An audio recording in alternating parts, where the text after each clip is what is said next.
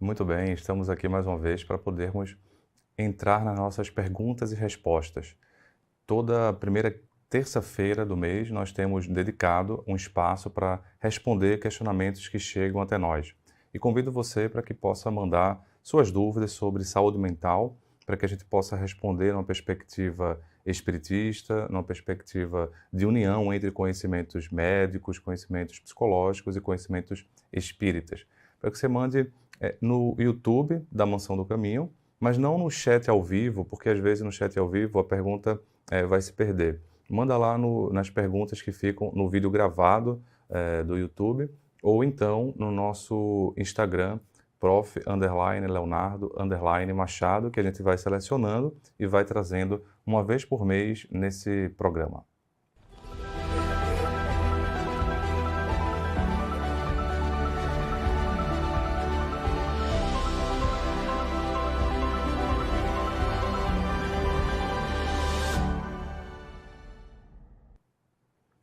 Uma das perguntas que faz muito sentido a gente poder fazer aqui e compartilhar com todos é a questão seguinte: qual a distinção entre transtorno e distúrbio? Parece algo simples, mas não é. Envolve aí toda uma questão conceitual e toda uma questão também de como as pessoas veem, né? A própria medicina vê as questões da psiquiatria. Eu ainda ampliaria essa pergunta para um outro termo, doença. Doença, transtorno ou distúrbio psiquiátrico. Em geral, tem se colocado que doenças são aquelas situações, aqueles diagnósticos em que nós sabemos mais de forma definida o que é que gerou, qual é a causa, qual é a etiologia. Por isso que na psiquiatria as pessoas tendem, e a própria medicina tende a colocar transtornos mentais, adoecimento mental, transtornos psiquiátricos, distúrbios psiquiátricos, tá? Então, entre transtorno e distúrbio, não tem uma diferença clara, é mais a questão do tempo. E às vezes as palavras vão ganhando uma certa conotação pejorativa, uma conotação ruim, uma conotação de xingamento, e às vezes há uma mudança. Então, transtorno e distúrbio é mais uma questão histórica. Por exemplo, quando eu falo distúrbio, às vezes soa um pouco pior na cabeça das pessoas. Transtorno, às vezes tem soado de uma maneira menos negativa. E doença, a gente acaba encontrando mais quando se refere a outros diagnósticos, né? Que não sejam da psiquiatria. Mas aí nós temos uma questão que, de certa forma, é conceitual e que envolve um certo preconceito. Por quê? Porque se diz que os diagnósticos da psiquiatria seriam transtornos, né, ou distúrbios, porque não se saberiam muito as causas. Só que nós podemos dizer hoje que nós temos um grande leque de conhecimento sobre as causas.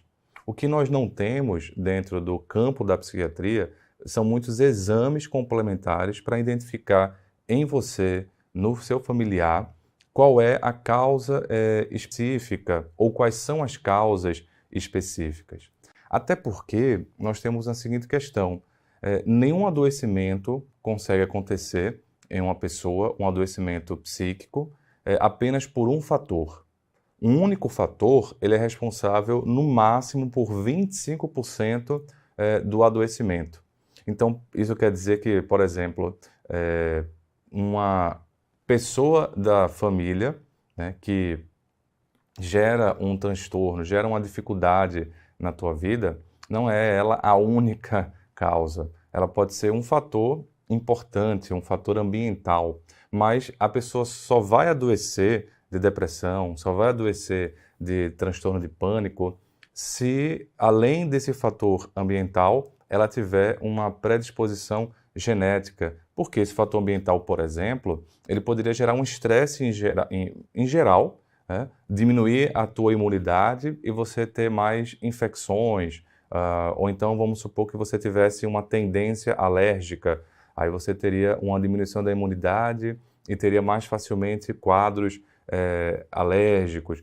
Então, assim, o fator ambiental, ele não consegue explicar especificamente o porquê de um adoecimento psiquiátrico específico, ele entra dentro das causas como um todo, tá?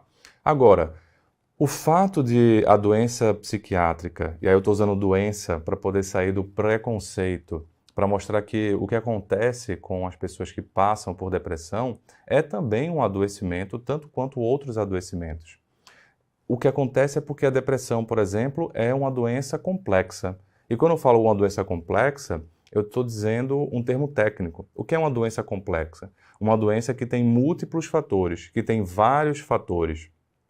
Então, uma doença complexa, ela significa dizer que é uma doença que é poligênica, ou seja, são vários genes que atuam para gerar um adoecimento, e multifatorial. Também não dá para explicar só por causa da genética. Você tem que ter múltiplos fatores, e esses múltiplos fatores geralmente não é só um fator ambiental, são vários fatores ambientais que se somam. Então é isso que significa uma doença complexa. Mas você tem várias outras doenças que são complexas na medicina, como hipertensão arterial sistêmica, como diabetes mellitus. Ora, e essas doenças ninguém chama de transtorno da pressão elevada, transtorno do açúcar elevado.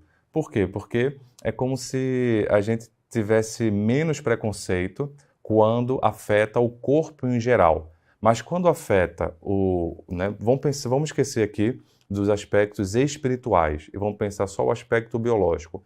Quando afeta essa nossa região, ou seja, a cabeça, o cérebro, a gente tem um certo preconceito, um medo muito grande de adoecer de coisas que afetam o nosso cérebro. E o nosso cérebro, ele não é só responsável pela função motora. Eu estou mexendo no meu braço, não só porque meu braço está com a musculatura preservada, mas porque está com a inervação preservada e porque o meu córtex motor está mandando eu mexer o meu braço. Então, o cérebro tem uma função motora e uma função sensorial. Eu estou tocando na minha mão e estou sentindo a minha mão sendo tocada.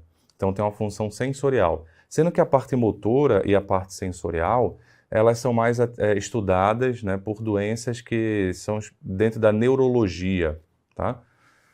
Então se a pessoa tem um acidente vascular cerebral, um acidente vascular encefálico, ela é afetada numa área motora ou numa área sensorial, ninguém tem dúvida que aquilo é alguma coisa. Agora, quando é afetado o cérebro dela em aspectos comportamentais, em aspectos emocionais, é como se isso fosse uma falta de vontade, uma falta de fé, como se fosse uma fraqueza moral, né?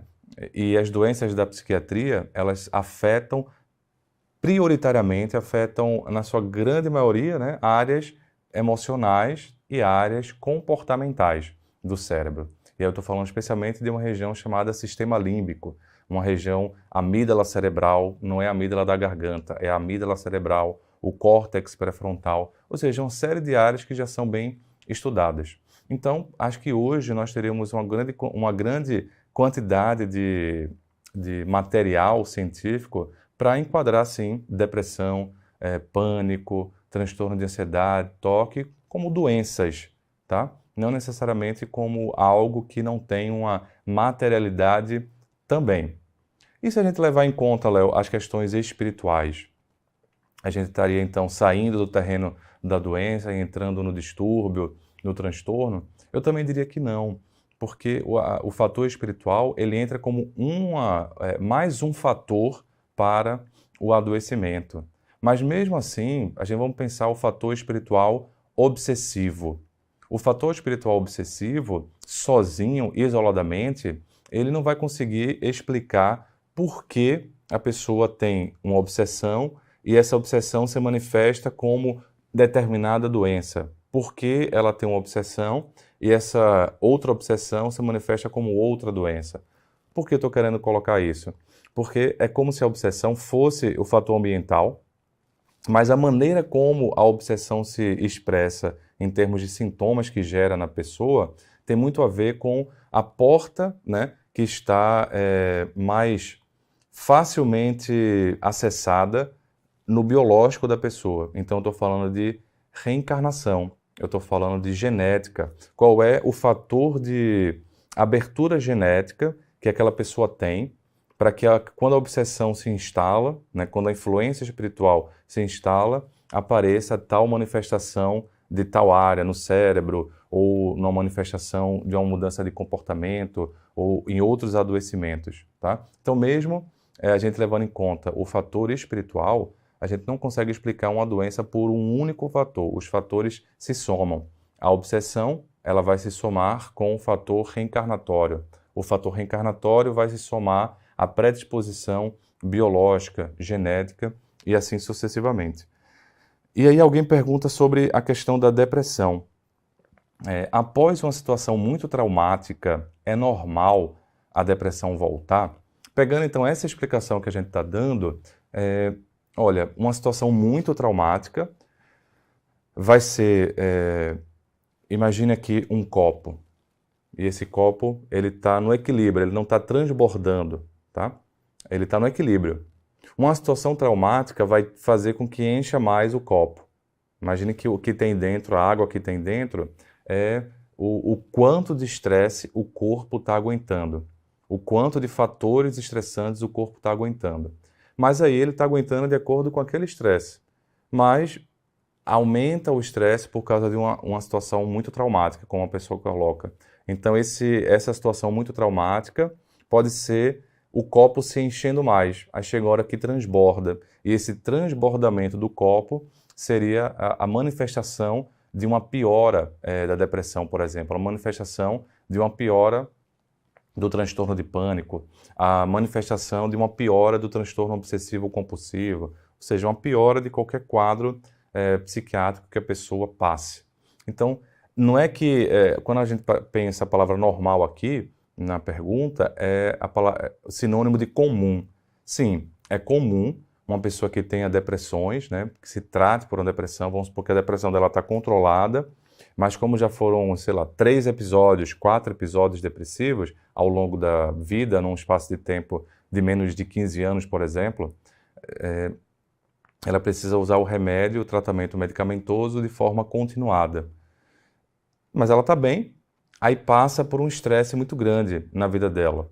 Esse estresse muito grande, um trauma, pode ser, ou um estresse de forma genérico, faz com que aquele equilíbrio que estava acontecendo, ele perca-se, né? Ele acaba se perdendo, aquele equilíbrio químico que eu estou dizendo, não é nem um equilíbrio espiritual, não. É o equilíbrio químico mesmo, se perca e o corpo se manifeste de alguma maneira, né? Se eu penso de uma maneira espiritista, esse raciocínio ele também continua muito verdadeiro. Por quê? Porque a gente sabe que durante uma situação traumática na nossa vida, não é só a química que é afetada, não é só digamos, o psicológico desta encarnação que é afetado. Essas situações traumáticas também afetam as questões psicológicas de outras existências. Às vezes, temas, problemas, né? Situações que, numa visão junguiana, poderíamos colocar complexos, né? Os complexos humanos, em que nós já passamos por eles, né? Em outras existências também, e esses temas acabam sendo regatilhados, reacionados naquela situação. Então, veja, eu estou mexendo com o psicológico da pessoa, mas não é mais o psicológico dessa vida. Seriam memórias passadas, memórias inconscientes. Numa linguagem da benfeitora Joana de Ângeles, eu poderia colocar um inconsciente profundo, em que as memórias reencarnatórias estão ali guardadas e são acionadas de acordo com situações da nossa vida. Se eu penso numa visão espiritista, o estresse, o trauma, ele também mexe porque provavelmente, muito provavelmente, você vai ter ali entidades, espíritos, querendo perturbar ainda mais a tua paz, querendo perturbar ainda mais a tua existência.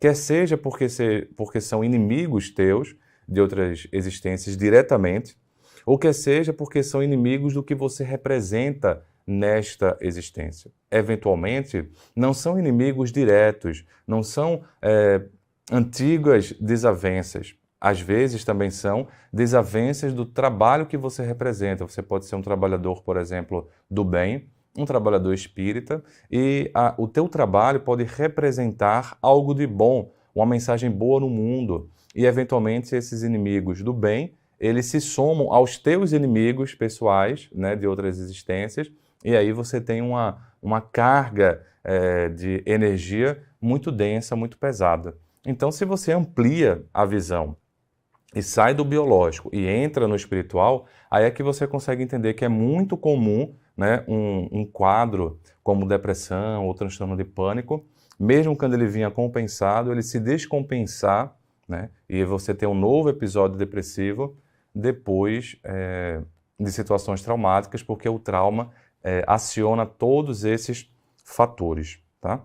E aí, nada de ficar se culpando, sabe? Ou se sentindo derrotado porque está, mais uma vez, a doença reaparecendo, os sintomas aumentando.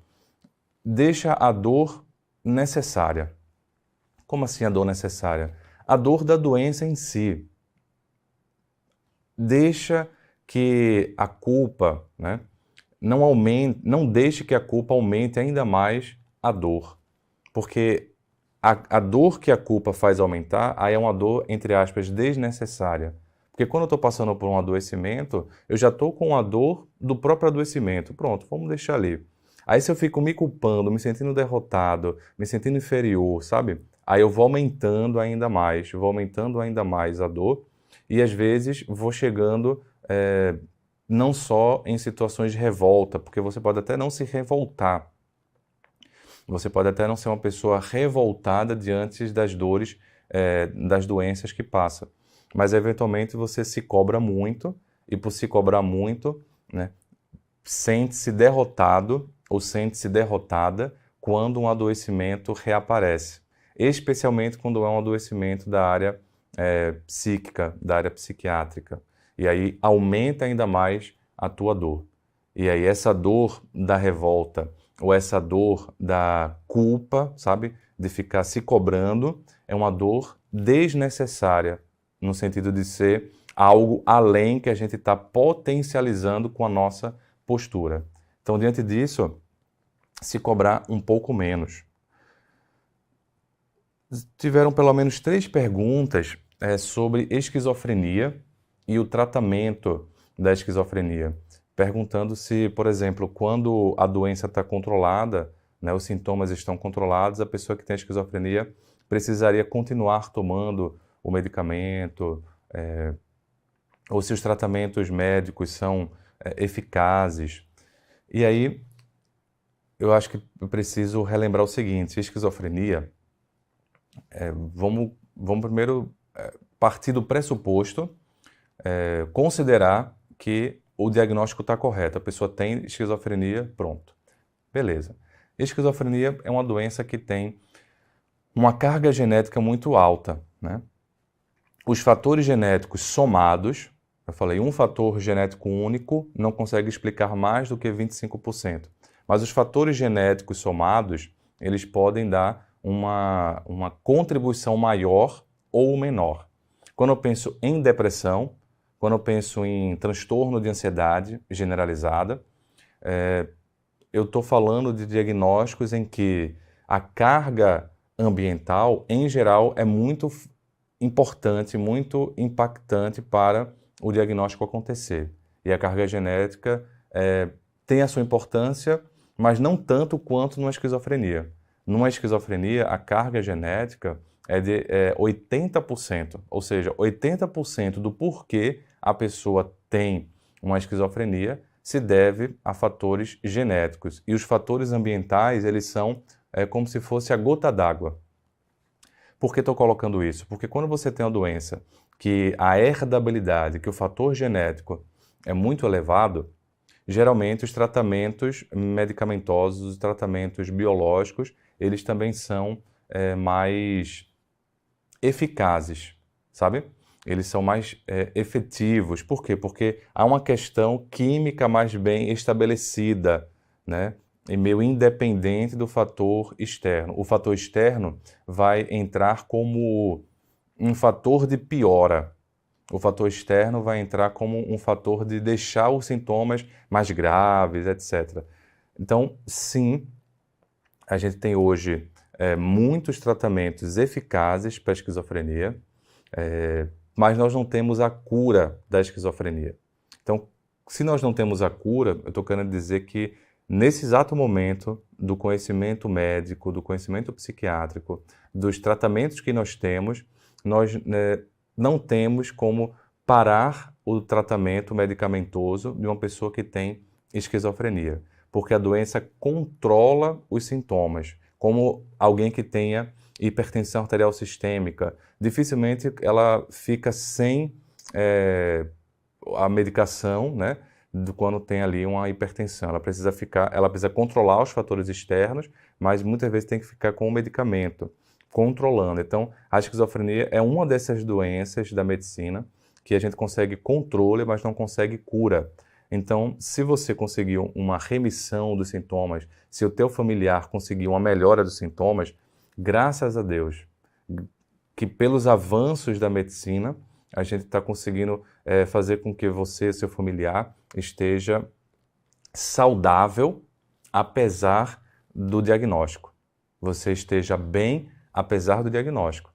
Porque o que está deixando o teu familiar bem é justamente esse avanço da medicina, e eu falo graças a Deus porque eu considero, né, o avanço da medicina a mão de Deus na Terra, para aliviar os nossos sofrimentos e dar uma perspectiva de vida mais saudável, apesar dos diagnósticos, apesar das doenças, para que as nossas reencarnações sejam mais amenas, sabe? Menos sofridas. Porque se você pensar,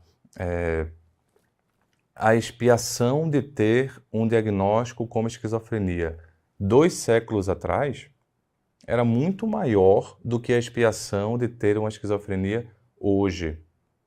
Porque o preconceito era antes e é no hoje. Mas no antes, você não tinha tratamento medicamentoso.